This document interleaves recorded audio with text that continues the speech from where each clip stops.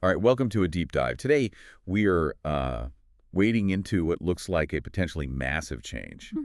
It's brewing within, well, one of the most prominent Web3 ecosystems out there, ApeCoin. Right, ApeCoin, big Eh, name. Exactly. And we're focused on a specific proposal. It's come from Yuga Labs themselves. Oh, interesting. Straight from the source. Yeah, and it aims to dramatically alter the governance of the ApeCoin DAO. We've got the details from an article unpacking this specific proposal. Okay. So our mission today, let's try to slice through this, understand what's really being suggested here, Makes sense. why Yuga Labs says it's necessary, and, what the ripple effects could be for the future of everything from Bored Apes to Otherside and ApeChain. Yeah, the whole ecosystem. This feels like a foundational shift. I'm really curious about this one. Let's get into it. It really does feel significant. And diving straight into that source material, the core idea is, wow, it's bold and direct. Yeah. The proposal put forth by Yuga Labs CEO Greg Solano is essentially asking for the dissolution of the existing ApeCoin DAO. Dissolution. Huh. Wow. That's a strong word. So if the DAO is gone, what takes its place? What's the proposed replacement? They outline a new entity in the proposal. It Yeah. would be called ApeCo. APECO. ApeCo, okay. And this ApeCo entity, the idea is it would take over all the responsibilities, the assets, the operations, everything currently under the DAO's umbrella. All of it. All of it. So this plan, if it gets approved, would effectively end the model of token holder governance as it's operated within the ApeCoin DAO structure up to now. Wow. Ending token holder governance. I mean, that's a pretty significant move, isn't it? Especially for a project that really leaned into the DAO structure initially. Absolutely. It's a major pivot. So the why behind this, it must be pretty compelling from their perspective, right? What reasons does the proposal actually give for wanting this big shift away from the current DAO model? Right. So they cite several key motivations in the proposal itself. A primary one is addressing what they see as governance inefficiencies within the current DAO setup. Inefficiencies. Yeah, right. Like things taking too long. That seems to be part of it. They also feel there's a significant misalignment between the DAO's actions, or maybe inaction sometimes, and the project's stated long-term objectives. Misalignment. So is it about speed and direction then?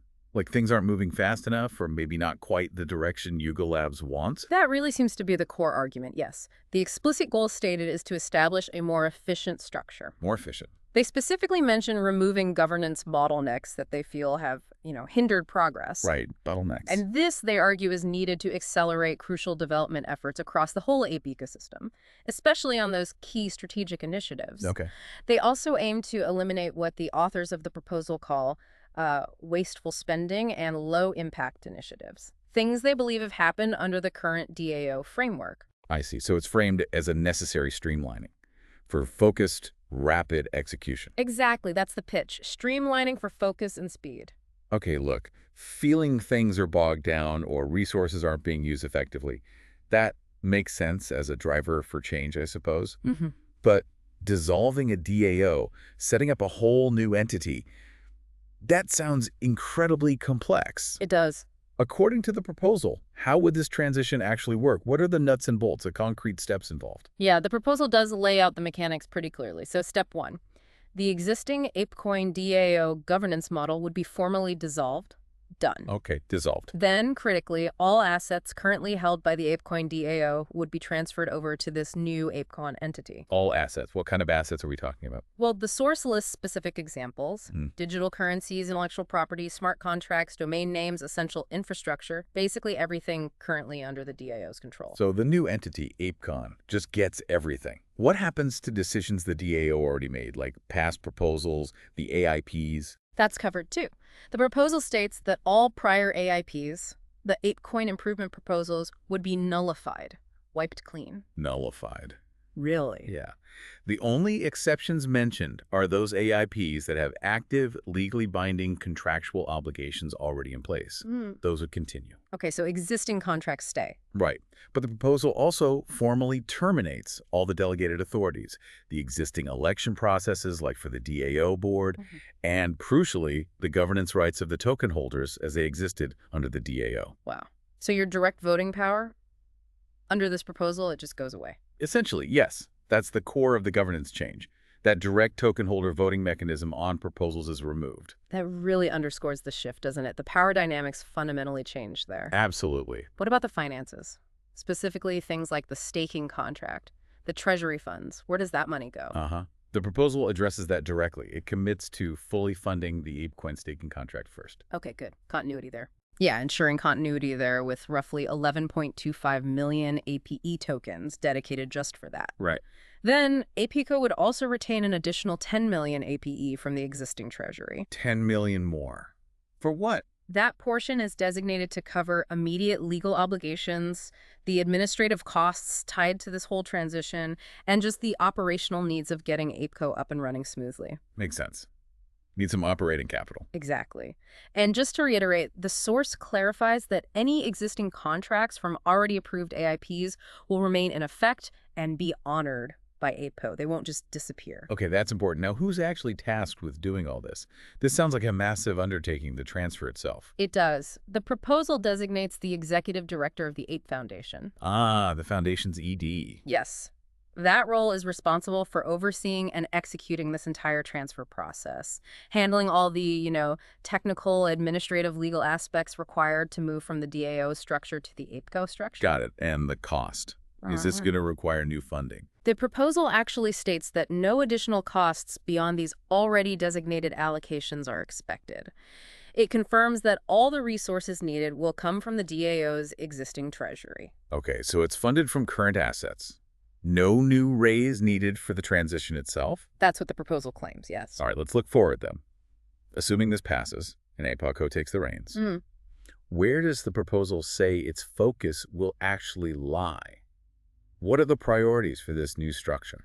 The proposal is quite specific here. It identifies 3 core ecosystem pillars that ApeCo would concentrate its efforts and resources on. 3 pillars. Which ones? These are the big strategic initiatives. Number 1, the development of ApeChain. Right, the chain. Number 2, continued focus on the Bored Ape Yacht Club intellectual property itself. BAYC, of course. And number 3, the advancement of the Otherside metaverse project. ApeChain, BAYC, Otherside. Okay, those are definitely the main engines of the ecosystem, you could say. Pretty much, yeah. So how would funding and development for those specific areas change under ApeCo compared to how the DAO might have done it? Is there a difference in approach?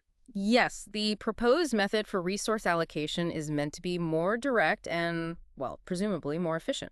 How so? It shifts towards using milestone-based grants for the teams working on these specific pillars. Milestone-based. Okay, so tied to specific deliverables.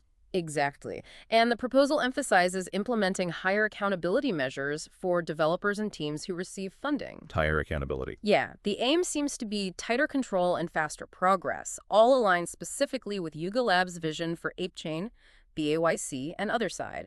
Less broad community funding, more targeted strategic funding. Okay, let's zoom out for a second. Let's think about what this means for you, the listener, especially if you're following this space, maybe holding APE, or just trying to understand Web3 governance. Why is this proposal, this potential shift, something you should really care about? Well, because this isn't just some minor organizational tweak, It represents a really fundamental proposed change in how a major Web3 ecosystem is governed and directed. Right. It's a governance model shift. Exactly. You're potentially witnessing a transition away from what was designed, at least in principle, as a more decentralized, token holder-led governance structure, the DAO, towards a structure under ApeCo that, while it appears significantly more centralized and very tightly aligned with Yuga Labs' own strategic direction.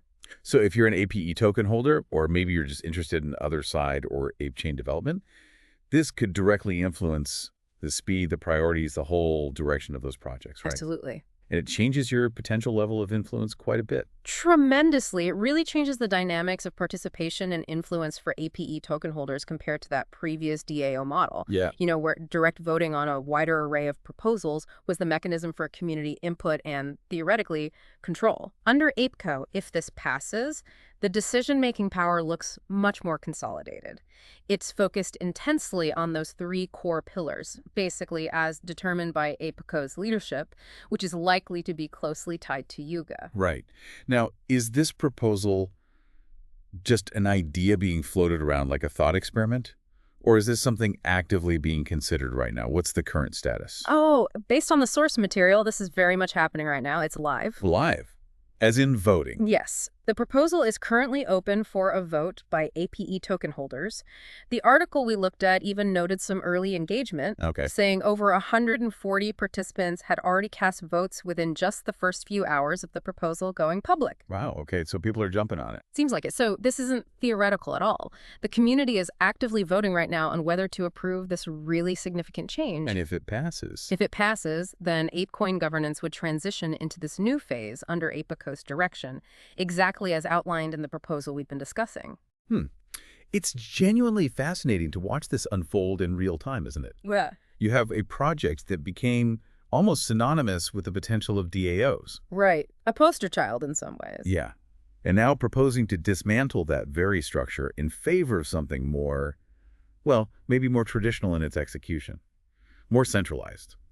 It certainly raises some big questions, doesn't it, about the practicalities of decentralized governance, especially for these large, complex ecosystems. Definitely. Like, what are the real trade-offs you make between a decentralized structure that aims for broad community input but might be slower, maybe less focused, versus a more centralized entity that prioritizes efficiency, speed, acceleration towards very specific strategic goals set from the top? Yeah, the classic tension. And how might that shift impact the very nature of innovation or genuine community engagement over the long term in a project like ApeCoin? It's like a live test case playing out right now for everyone to watch. Absolutely something to keep a close eye on as that vote progresses and potentially afterwards.